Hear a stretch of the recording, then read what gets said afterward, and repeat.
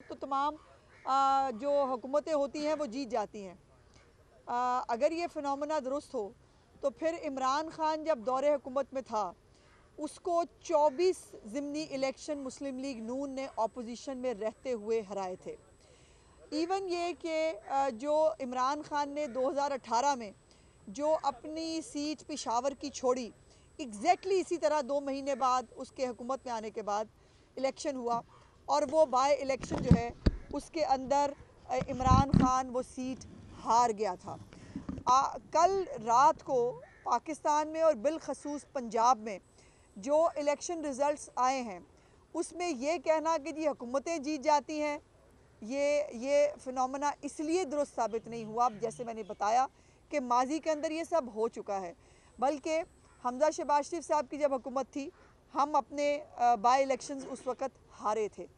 कल के इलेक्शन में ऐसा नया क्या था, कल के इलेक्शन में ऐसा ख़ास क्या था कि जिसके अंदर ये तमाम जो माजी के अंदर जो इलेक्शंस हुए हैं उससे मुख्तलिफ रिज़ल्ट्स आए और वो है मरीम नवाज़ शरीफ। मरीम नवाज़ शरीफ साहिबा की जो 1.5-पौने 2 महीने की जो प्रोएक्टिव हुकूमत है, जिस तरह से लोगों ने पंजाब के ख़ास तौर पर लोगों ने उनको हस्पतालों के अंदर, उनको अपनी रोटी सस्ती करने के लिए तंदूरों के ऊपर, उनको बाज़ारों के अंदर, उनको स्कूल्स के अंदर, हर जगह पर जो है वो जब प्रोएक्टिवली काम करते देखा तो उनका ये फ़ैसला बड़ा क्लियर था जो कल रात को उन्होंने ये मैंडेट दिया कि पंजाब के लोगों का मुकद्दर जो है वो तरक्की होना चाहिए।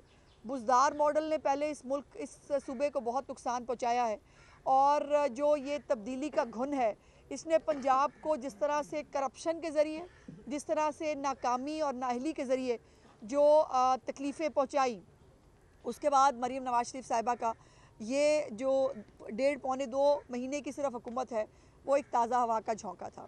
फिर ये भी हमें सुनने को मिला कि जी वो ज़िमनी इंतखाबात जो है ना वो मकबूलियत का पैमाना नहीं होते। जब हम इलेक्शन हार जाएं और दूसरी कोई पार्टी जीत जाए तब वो मकबूलियत का पैमाना होते हैं। लेकिन बहुत सारे हमारे करम फरमा हैं जिनको मैंने कल सुना, उन्होंने कहा जी मकबूलियत का पैमाना ही नहीं होते। अगर ज़िमनी इलेक्शन इमरान खान अपनी 2 महीने की हुकूमत के बाद हार जाए तो वो जो है वो ज़िमनी वो मकबूलियत का पैमाना नहीं होता। लेकिन अगर हम जीत जाएं तो तब भी वो मकबूलियत का पैमाना नहीं होता। ये डबल स्टैंडर्ड्स हैं और ये अनफॉर्चुनेटली हमें देखने को सुनने को मिलते हैं। दूसरी बात यह है कि धांधली का रोना शुरू है। आपने देखा है कि रोना पार्टी जो है, आज से मैंने उसका नाम नया रख दिया है और उसका नाम है रोना पार्टी। उनके मुकद्दर में रोना लिखा है। वो हुकूमत में थे तब भी रोते थे, वो बाहर निकले हैं तब भी रोते हैं और अब अपने अमाल की बात जो है वो वैसे इनका रोना बनता है। और अब वो फॉर्म 45, 47 का जो तमाशा और बहाना 8 फरवरी को इन्होंने क्रिएट किया था वो भी कल फना फिल्ला हो गया कि जो ये अवाम है उसने उसने पहले भी 8 फरवरी के अंदर एक स्प्लिट मैंडेट दिया जो पाकिस्तान के लिए उतना तो खैर अच्छा मुनासिब साबित नहीं हुआ। एक कोलिशन गवर्नमेंट बनानी पड़ी, लेकिन उसके बाद अब वज़ीर आज़म शहबाज शरीफ साहब हों या वज़ीर आला पंजाब मरीम नवाज़ शरीफ साहिबा हों, वो बिल्कुल तंदही के साथ, वो जाफिशानी के साथ पाकिस्तान की, पंजाब की आवाम के लिए जो है वो काम कर रहे हैं। लेकिन ये जो हमारे सूडो जो इंटेलेक्चुअल्स हैं और ये जो हमारे इनकलाबी हैं, अब उनको अगर लगता है कि जूते पे 804 लिख के जो है वो इनकलाब ले आएंगे तो भाई शौक से ले आओ, जूते पे क्या माथे पे भी लिख लो, उससे क्या फ़र्क पड़ता है।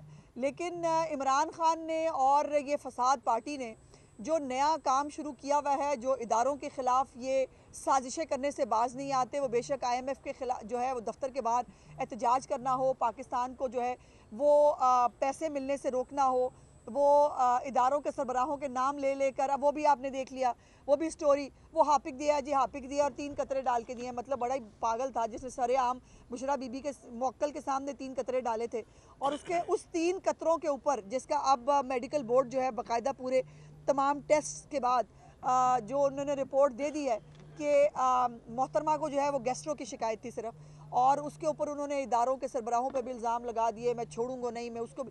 अच्छा, रस्सी जल गई पर बल नहीं गया और अभी भी मौसूफ अंदर बैठ कर जो है वो मैं इसको नहीं छोड़ूंगा तो मैं उसको नहीं छोड़ूंगा।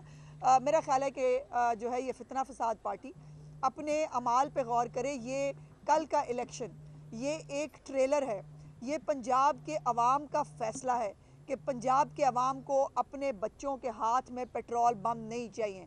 पंजाब के अवाम पाकिस्तान को, पंजाब के शहरों को आग लगाना पसंद नहीं करते।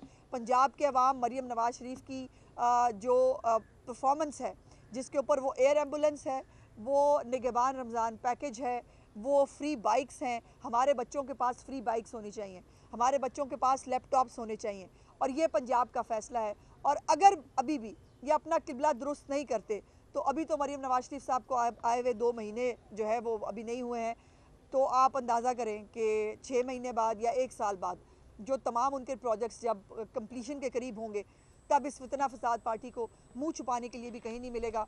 और अभी भी कभी मजलूमियत कार्ड, कभी रोना कार्ड, कभी जो है वो दुख दर्द कार्ड, कभी जो है वो हार्पिक कार्ड, तो मुख्तलिफ कार्ड जो है वो उनको खेलने पड़ते हैं। लेकिन मुझे फ़ख्र है, मुझे बहुत खुशी है ये कहते हुए कि पंजाब के अवाम ने बिल्कुल दुरुस्त फ़ैसला किया है, और मरीम नवाज शरीफ साहिबा की ये कारकर्दगी ही है जिसकी वजह से इनकी अपनी, हमने अपनी सीटें तो ली सो ली, पीटीआई की अपनी, पीटीआई तो खैर मेरा ख्याल ख़त्म हो चुकी है, तहरीके जो है वो तहरीके फसाद पार्टी जो है उसका अब जो नया नाम है सुन्नी इत्तेहाद तहरीक जो है, वो उन्होंने भी कल घोड़े के ऊपर निशान पे लड़ा, और कल ये भी साबित किया पंजाब के लोगों ने कि थानों की जाने से भी जो है वो धरने और एहतजाज की कॉल दी गई है, तो हुकूमत इस हवाले से क्या इक़दाम करेगी? धरने को रोकने के लिए कोई मुज़ाकरात करेगी, या रेट वही रहेगा या उसमें इजाफा किया जाएगा? देखिए, आज जिस टॉपिक पे मैं बात कर रही थी, आपने एक अच्छा ज़िमनी सवाल है, लेकिन ये मैं आपको बता दूं कि आज भी वीट प्रोक्योरमेंट के ऊपर चीफ मिनिस्टर साहबा की आज भी एक मीटिंग शेड्यूल है, और बहुत क्लोजली वो मॉनिटर कर रही हैं वीट प्रोक्योरमेंट के सारे मामले को। और किसानों के अंदर भी, भाई मैंने कई दफ़ा कहा है, 2 ग्रुप्स हैं। एक ग्रुप है वो बाकायदा एक पॉलिटिकल पार्टी ज्वाइन कर चुके हैं, वो बाकायदा हमारे मिनिस्टर साहब के ख़िलाफ़ इलेक्शन भी लड़ चुके हैं, तो उनका तो एक पॉलिटिकल मोटिव है। सो उनको मैं नहीं समझती कि वो किसानों के जो है वो नुमाइंदे हैं, लेकिन बिल्कुल किसानों के साथ हर लेवल के ऊपर जो है वो कोऑर्डिनेशन की जा रही है। आज जैसे मैंने कहा कि आज भी चीफ मिनिस्टर साहबा जो है वो अपनी एक वीट प्रोक्योरमेंट के ऊपर एक मीटिंग कर रही हैं, और एक बहुत बड़ा कॉम्प्रिहेंसिव प्लान जो है किसानों के हवाले से बहुत जल्द इंशाल्लाह चीफ मिनिस्टर साहबा खुद आवाम के साथ शेयर करेंगे। मैडम, ये बताएं कि आपके पुराने इत्तेहादी जो है मौलाना फजल रहमान एक लाहौर लश्कर के साथ में पंजाब और इस्लामाबाद की तरफ आ रहे हैं, तो वो कितना डिस्टर्ब करेंगे आपकी हुकूमत? कोई बात नहीं, कोई फ़र्क नहीं पड़ता। देखिए, मौलाना साहब जब भी निकलते हैं, उनका ये ट्रैक रिकॉर्ड है, वो मिलियन जो है वो उन्होंने मार्च किए हैं, बहुत कुछ किया है, लेकिन उन्होंने कभी भी फसाद बर्पा नहीं किया। उनके जलसे जुलूसों में कभी लॉ एंड ऑर्डर की सिचुएशन क्रिएट नहीं होती, वो कभी जो है वो किसी साजिश के तहत नहीं आते। तो एहतजाज उनका हक है, वो बिल्कुल एहतजाज करेंगे, हम उनको अकोमोडेट करेंगे। आपने पहले किसानों के सवाल का जवाब नहीं दिया।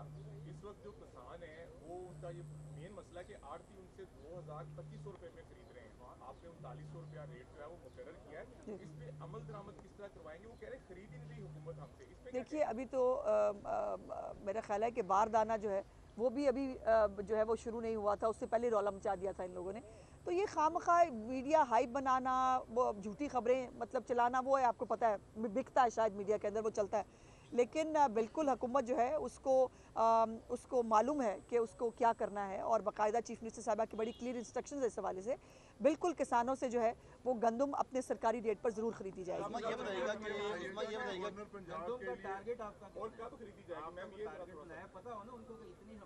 जी, इसके ऊपर मैंने गुजारिश की कि इसके नहीं, ऐसा नहीं है। इसलिए मैंने गुजारिश की कि आज भी एक फॉलो अप मीटिंग है चीफ मिनिस्टर साहिबा की, उस फॉलो अप मीटिंग के बाद जो है मैं ज़्यादा बेहतर पोजीशन में होंगी आपको बताने के लिए।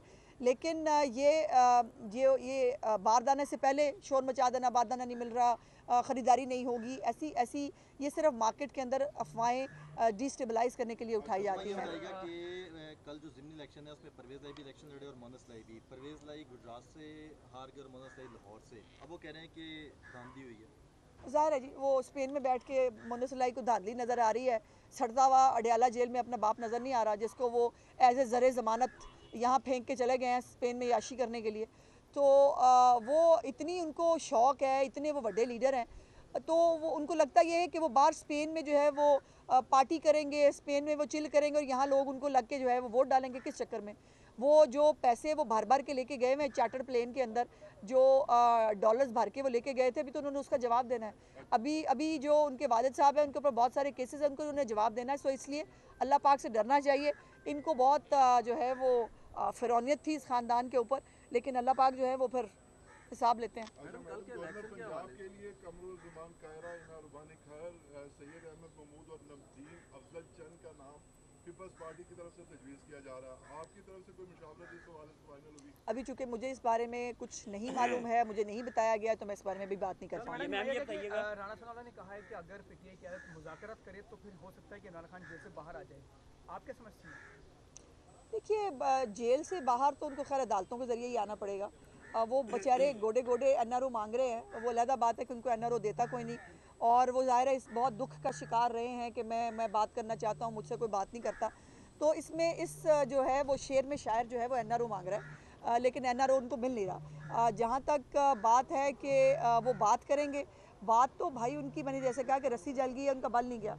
अभी भी वो धमकियाँ दे रहे हैं, अभी वो बैठ के साजिशें प्लान कर रहे हैं। अभी भी जेल के अंदर जो मिलने जाता है उससे एक ही बात होती है, फसाद डालो, हाउसेस जो हैं उनको चलने मत दो, फसाद डालो, सड़कों पे आओ, और जो है वो इसलिए हर एक की क्लास होती है जेल में बैठ के उस वक्त। मैम रोटी और क्या है मुस्लिम को तो कोई एक्सपीरियंस है? एनआरओ हासिल करने का तरीका जो है वो ज़ाहिरा इमरान खान को ज़्यादा पता है। जब आप उनके साथ सरकारी मीटिंग में भी बैठे थे ना, वो कहते थे एनआरओ मांग रहा है, तो सबसे अच्छा अगर किसी को पता है कि एनआरओ कैसे मांगा जाता है तो एनआरओ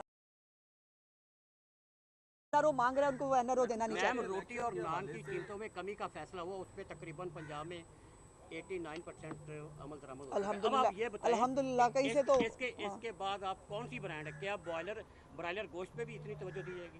सब पे तवज्जो दी जा रही है भाई, ऐसा नहीं है, लेकिन आपको पता है कि वो ब्रायलर वालों जो है उनका भी पिछले दिनों एहतजाज है। एहतजाज आपको पता है मौसम है एहतजाज का, और इस मुल्क के अंदर अफसोसनाक बात यह है कि जब भी आप कोई काम बेहतर करना चाहते हैं, बेहतरी की तरफ जाना चाहते हैं, फ़ौरन से पहले स्ट्राइक हो जाती है। तो यकीनन हर चीज़ के ऊपर जो है वो हुकूमत की नज़र है।